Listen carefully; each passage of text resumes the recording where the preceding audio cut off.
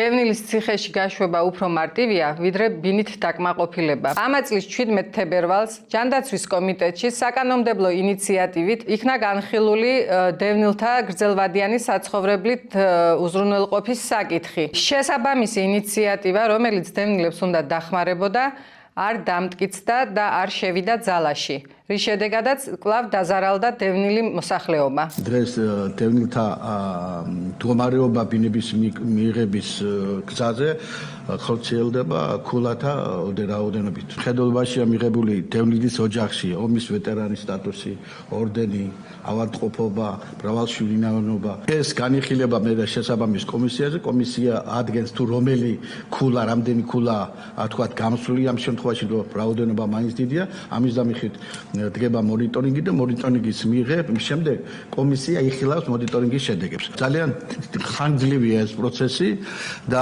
მანამ სანამ გადაწყვეტილება მიიღება და მიღებული გადაწყვეტილების შემდეგ ხდება რომ მაღალი ქულის მატარებელი ოჯახის მაღალი წევრი გარდაიცვლება.